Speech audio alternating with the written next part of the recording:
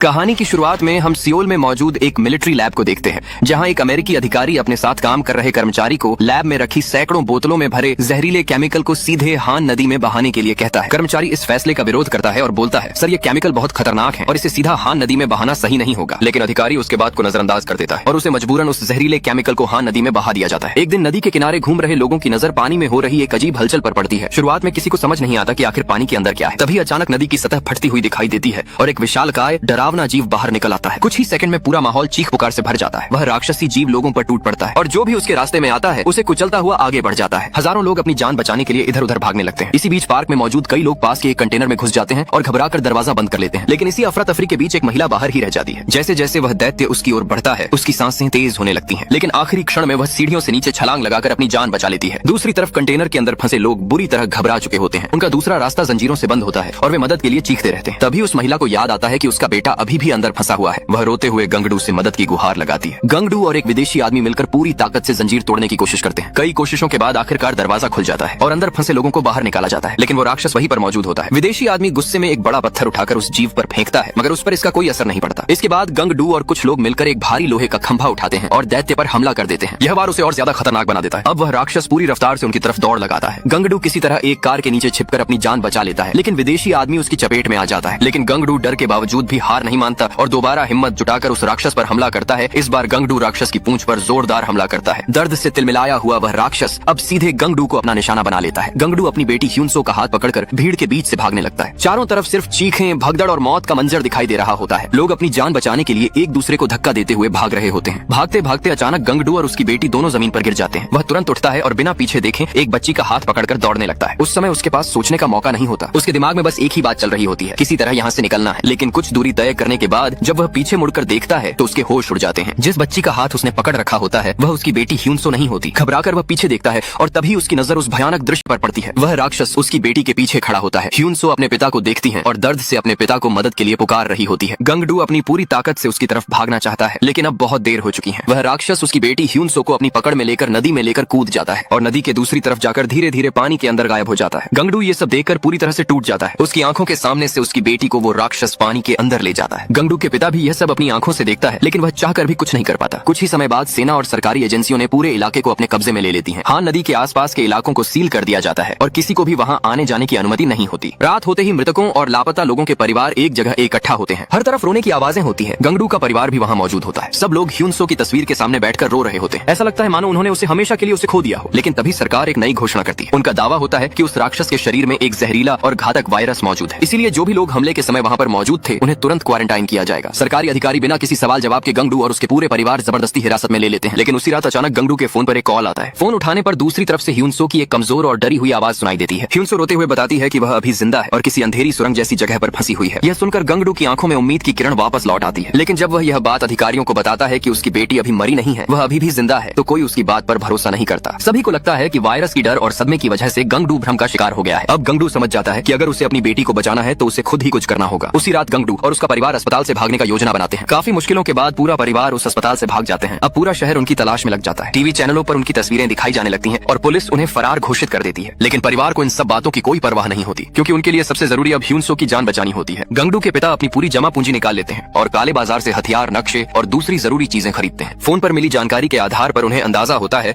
कि ह्यूनसो शायद किसी बड़े सीवर सिस्टम या जमीन के नीचे सुरंग में फंसी हुई है। इसी वजह से वे शहर के अलग अलग हिस्सों में मौजूद नालों, सीवरों और अंधेरी सुरंगों की जांच शुरू कर देते हैं। दिन गुजरने लगते हैं, लेकिन कहीं भी उनको कोई सुराग नहीं मिलता। लगातार भाग दौड़, भूख और थकान की वजह से पूरा परिवार का हालत खराब हो चुकी थी। आखिरकार थक कर वे अपने पुराने स्नैक शॉप पर लौट आते हैं ताकि कुछ खाकर फिर से सर्च शुरू कर सके। लेकिन खाने का हरने वाला उन्हें ह्यूनसो की याद दिला रहा होता है। लेकिन तभी मूवी हम सबको एक इमोशन सीन दिखाती है। गंगडू और उसका पूरा परिवार इमेजिन करता है कि ह्यूनसो भी उनके साथ बैठी है। पूरा परिवार उसको प्यार से खाना खिला रहा है जैसे कुछ हुआ ही ना हो। लेकिन हकीकत बहुत ही दर्दनाक होती है, क्योंकि उसी समय शहर के किसी अंधेरे सुरंग में असली ह्यूनसो अकेली डरी हुई सीवर के अंदर फंसी हुई होती है। चारों तरफ अंधेरा, गंदगी और वहाँ कई इंसानों की लाशें पड़ी हुई होती हैं, जिन्हें राक्षस अपना शिकार बना चुका होता है। तभी अचानक ऊपर से किसी भारी चीज के हिलने की आवाज आती है। ह्यूनसो तुरंत जमीन पर लेट जाती हैं और मरने का नाटक करने लगती हैं, क्योंकि वह समझ जाती है कि राक्षस वापस लौट रहा है। कुछ समय बाद वो दैत्य सुरंग में धीरे धीरे आने लगता है और इस बार वह साथ एक नया शिकार भी लाया होता है। लेकिन जब ह्यूनसो ध्यान से देखती है तो उसे पता चलता है कि वह बच्चा अभी जिंदा है। जैसे ही राक्षस उसे नीचे फेंक कर वहाँ से जाता है, ह्यूनसो मौका देखकर उस बच्चे के पास जाती है और उसका हालत देखने लगती है। लड़का बहुत डरा हुआ और कमजोर होता है, लेकिन फिर से ऐसा लगता है कि राक्षस वापस उनकी तरफ आ रहा है। इस बार ह्यूनसो तुरंत उस बच्चे को अपनी बाहों में छिपा लेती है और और दोनों जमीन पर लेट जाती है। दोनों बिना हिले डुले जमीन पर पड़े रहते हैं। राक्षस धीरे धीरे उनके पास आता है और उन्हें सूंघता है। ऐसा लगता है जैसे राक्षस किसी भी पल उन्हें पकड़ लेगा, लेकिन राक्षस उन्हें मरा हुआ समझकर वापस चला जाता है। दूसरी तरफ हम देखते हैं गंगडू और उसका परिवार अभी भी ह्यूनसो की तलाश में भटक रहा होता है। इसी दौरान एक रात गंगडू के पिता अपने छोटे से स्टोर में अकेले बैठे होते हैं, लेकिन अचानक उनकी नजर दरवाजे की एक छोटी सी दरार पर पड़ती है। उन्हें बाहर कुछ हलचल दिखाई देती है। जब वे ध्यान से देखते हैं तो उनके चेहरे का रंग उड़ जाता है। बाहर वही खतरनाक राक्षस खड़ा होता है जिसने उनकी पोती को उनसे छीन लिया था। बूढ़े पार्क बिना समय गंवाए अपनी बंदूक उठाते हैं। वे धीरे धीरे निशाना साधते हैं और सही मौका देखकर गोली चला देते हैं। गोली सीधे राक्षस को लगती है। दर्द से तड़पकर राक्षस जोरदार चीख मारता है। गुस्से से पागल होकर वह राक्षस पूरे स्टोर पर हमला कर देता है और कुछ ही सेकंड में पूरा दुकान तहस नहस हो जाता है। इसी अफरा तफरी के बीच बूढ़े पार्क फिर से मौका देखकर गोली चलाते हैं। इस बार राक्षस कुछ कदम पीछे हट जाता है। जब पूरा परिवार बाहर आते हैं तो उन्हें लगता है कि शायद राक्षस मर चुका है। वह जमीन पर बिल्कुल शांत पड़ा होता है, लेकिन तभी गंगडू का भाई नामिल गुस्से में आकर उस पर एक और गोली चला देता है और अगले ही पल सबकी सांसें रुक जाती हैं। राक्षस अचानक उछलकर खड़ा हो जाता है और वहाँ से भागने लगता है और पूरा परिवार उसके पीछे दौड़ पड़ता है। उन्हें लगता है कि शायद यही मौका है उसे हमेशा के लिए खत्म करने का, लेकिन गोलीबारी की आवाज सुनकर पुलिस और सैनिक भी उस इलाके में पहुंचने लगते हैं। स्थिति पूरी तरह नियंत्रण से बाहर होने लगती है। राक्षस इस मौके का फायदा उठाता है और सीधे नदी की तरफ भागने लगता है। कुछ ही सेकंड में वह पानी के अंदर गायब हो जाता है। परिवार नदी के किनारे खड़ा होकर उसे देखता रह जाता है। तभी बूढ़े पार्क अपने बच्चों कहते हैं कि वे लोग पीछे हट जाएं। अब वह खुद उस राक्षस का सामना करेंगे। गंगडू उन्हें रोकने की कोशिश करता है, लेकिन बूढ़े पार्क फैसला कर चुके होते हैं। वे बंदूक अपने हाथ में लेते हैं और नदी किनारे खड़े होकर उस दैत्य का इंतजार करते हैं। राक्षस फिर से सतह पर दिखाई देता है। वह सीधे उनकी तरफ बढ़ रहा होता है। बूढ़े पार्क बिना डरे बंदूक तैयार करते हैं, लेकिन जैसे ही गोली चलाने वाले होते हैं तभी उन्हें एहसास होता है कि बंदूक में गोलियां खत्म हो चुकी हैं। इससे पहले कि वे कुछ कर पाते राक्षस उस पर झपट पड़ता है। अगले ही पल वे नदी किनारे से नीचे जा गिरते हैं। गंगडू और उसके भाई बहन यह दृश्य अपनी आंखों के सामने देखते रह जाते हैं। वे मदद के लिए दौड़ते हैं, लेकिन बहुत देर हो चुकी होती है। उनके पिता अब इस दुनिया में नहीं रहते। यह पल पूरे परिवार को अंदर तक तोड़ देता है। गंगडू अपने पिता के लाश के पास बैठ जाता है। गंगडू अपने भाई और बहन से कहता है कि वे ह्यूनसो की तलाश जारी रखें। इसके बाद वह अपने पिता के चेहरे को एक अखबार से ढक देता है। उसकी आंखों से लगातार आंसू बह रहे होते हैं, लेकिन अगले ही पल पुलिस वहां पहुंच जाती है और उसे पकड़ लेती है। उधर नामिल और नामजू अलग अलग दिशाओं में ह्यूनसो को ढूंढने निकल पड़ते हैं। तभी नामिल को अचानक अपने कॉलेज एक पुराने दोस्त की याद आती है जो एक टेलीकॉम कंपनी में काम करता था। उसे उम्मीद होती है कि अगर ह्यूनसो के फोन की आखिरी लोकेशन मिल जाए तो शायद वे सीधे उसके पास पहुंच सकेंगे। बिना समय गंवाए वह अपने दोस्त से संपर्क करता है। शुरुआत में उसका दोस्त मदद करने के लिए तैयार होता है। दोनों रात के अंधेरे में कंपनी की बिल्डिंग तक पहुंचते हैं, लेकिन अंदर घुसने के बाद उन्हें पता चलता है कि सिस्टम तक पहुंचने के लिए मैनेजर का पासवर्ड जरूरी है। नामिल बाहर इंतजार करता है जबकि उसका दोस्त पासवर्ड लेने अंदर चला जाता है, मगर उसे नहीं पता होता कि पूरी इमारत पहले से पुलिस की निगरानी में है। असल में उसके दोस्त पर दबाव डाला गया था और उसने अनजाने में पुलिस को सारी जानकारी दे दी थी। कुछ मिनट बाद नामिल को कुछ अजीब महसूस होता है। उसे समझ आने लगता है कि कुछ गड़बड़ है। तभी उसकी नजर पास रखे एक कंप्यूटर टर्मिनल पर पड़ती है। वह जोखिम उठाकर खुद सिस्टम एक्सेस करने की कोशिश करता है। कई असफल प्रयासों के बाद अचानक सिस्टम खुल जाता है। अब उसके सामने ह्यूनसो की मोबाइल सिग्नल्स का पूरा डेटा मौजूद होता है। कुछ ही देर में उसे वह जानकारी मिल जाती है जिसका वह इतने दिनों से इंतजार कर रहा था, लेकिन अचानक चारों तरफ से पुलिस आकर उसे घेर लेती है। हालांकि नामिल घबराता नहीं है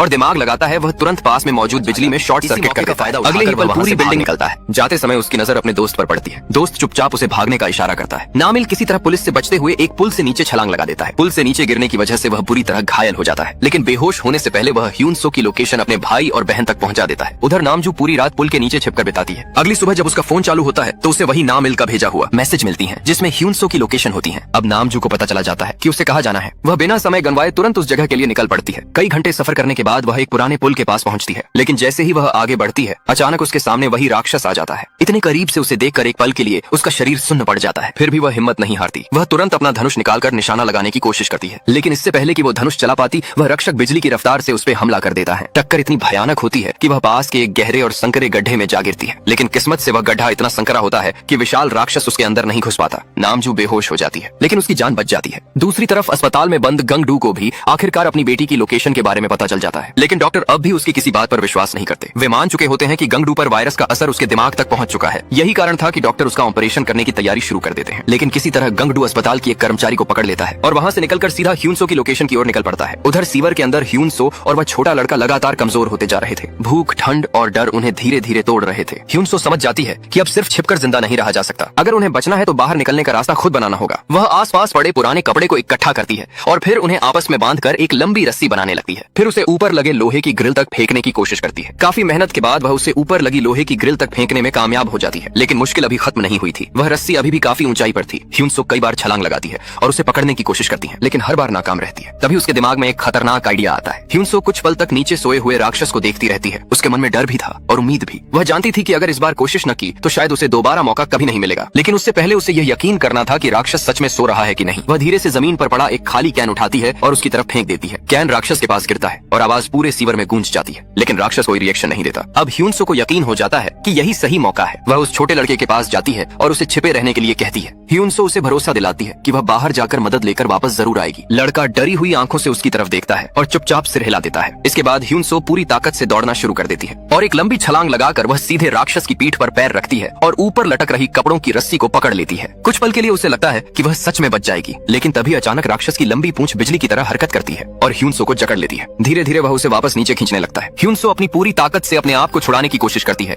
लेकिन रक्षक के पकड़ के सामने वह कमजोर पड़ जाती है और आखिरकार वह नीचे गिर जाती है। ये सब देखकर छोटा लड़का भी डर जाता है। ह्यूनसो खुद जिंदगी और मौत के बीच होती है, लेकिन फिर छिपाने और बचाने की कोशिश करती है, लेकिन तभी वह रक्षक उसे दोबारा पकड़ लेता है। इसी बीच शहर में एक और बड़ा फैसला लिया जाता है। सरकार घोषणा करती है कि राक्षस और उस खतरनाक वायरस को खत्म करने के लिए एक शक्तिशाली केमिकल का इस्तेमाल किया जाएगा। अधिकारियों का दावा होता है कि यही एकमात्र रास्ता है, लेकिन हजारों नागरिक इस फैसले का विरोध करने लगते हैं। लोग सड़कों पर उतर आते हैं। हर तरफ नारेबाजी और तनाव का माहौल बन जाता है। इसी दौरान नदी के अंदर छिपा बैठा राक्षस अचानक बाहर निकलता है। इतनी बड़ी भीड़ देखकर वह पागल हो जाता है। उसे अचानक इतने सारे इंसान एक साथ शिकार के रूप में दिखाई देते हैं। भीड़ में मौजूद कुछ लोगों की नजर सबसे पहले उस पर पड़ती है। कुछ ही सेकंड बाद पूरे इलाके में चीख पुकार मच जाती है। लोग इधर उधर भागने लगते हैं, लेकिन उसी समय सरकार द्वारा छोड़ा गया रासायनिक केमिकल राक्षस को जलाने लगता है। वह दर्द से तड़पने लगता है और यही वह मौका था जिसका गंगडू इंतजार कर रहा था। अपनी बेटी की तलाश में वह सीधे राक्षस की तरफ दौड़ पड़ता है। उसे अब अपनी जान की कोई परवाह नहीं होती। गंगडू सीधे राक्षस के मुंह के पास पहुंचता है और कांपते हाथों से उसके अंदर फंसे लोगों को खींचने लगता है। कुछ सेकंड बाद गंगडू एक लड़की को बाहर खींचता है, लेकिन जैसे ही वह उस चेहरे को देखता है उसकी दुनिया बिखर जाती है। वह ह्यूनसो होती है। अपनी बाहों में वह उस छोटे लड़के को कसकर पकड़े हुई होती है, जिसे आखिरी समय तक उसने बचाने की कोशिश की थी, लेकिन अब बहुत देर हो चुकी होती है। ह्यूनसो की सांसें बंद हो चुकी होती हैं।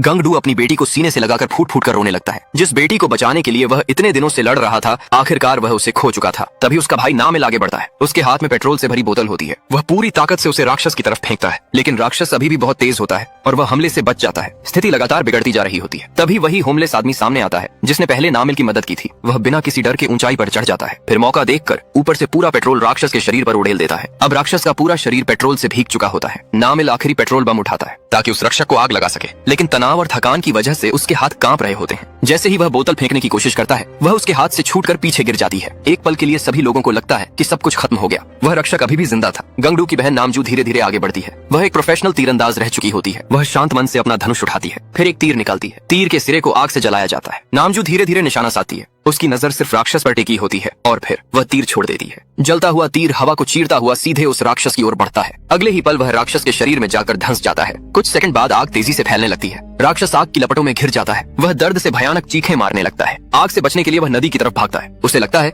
कि पानी तक पहुंचकर वह खुद को बचा लेगा, लेकिन इस बार उसके रास्ते में कोई और नहीं बल्कि गंगडू खड़ा होता है। उसके हाथ में एक लंबा लोहे का हथियार होता है। वह पूरी ताकत से अपने हथियार को पकड़ता है। जैसे ही राक्षस उसके करीब आता है, गंगडू पूरी ताकत के साथ हमला कर देता है। राक्षस दर्द से तड़प उठता है। वह कुछ कदम आगे बढ़ने की कोशिश करता है, लेकिन आग, केमिकल और लगातार हुए हमलों ने उसे पूरी तरह कमजोर कर दिया था। आखिरकार वह विशालकाय राक्षस जमीन पर गिर पड़ता है। कुछ पल तक उसका शरीर हिलता रहता है, फिर सब कुछ शांत हो जाता है। वर्षों तक लोगों के मन में डर पैदा करने वाला वह राक्षस आखिरकार मर चुका होता है। लड़ाई खत्म हो चुकी थी। कुछ समय बाद गंगडू उस छोटे लड़के के पास जाता है। लड़का धीरे धीरे अपनी आंखें खोलता है। उसे सुरक्षित देखकर गंगडू को अपनी बेटी की आखिरी कुर्बानी याद आती है। उसे एहसास होता है कि ह्यूनसो आखिर तक एक मासूम बच्चे की जिंदगी बचाने के लिए संघर्ष करती रही। ह्यूनसो की यादें अब भी गंगडू के दिल में जिंदा रहती हैं। बाद में वह उस अनाथ लड़के को अपने साथ रखने लगता है। जिस बच्चे को ह्यूनसो ने अपनी जान देकर बचाया था, अब वही उसकी जिंदगी का हिस्सा बन जाता है। दोनों एक छोटे से घर में साथ रहने लगते हैं। गंगडू उसे अपने बेटे की तरह प्यार देता है। धीरे धीरे उनके जीवन में फिर से कुछ खुशियां लौटने लगती हैं। हालांकि ह्यूनसो की जगह कोई नहीं ले सकता था, लेकिन उसकी बहादुरी, उसका प्यार और उसकी कुर्बानी हमेशा उनके दिलों में जिंदा रहती है।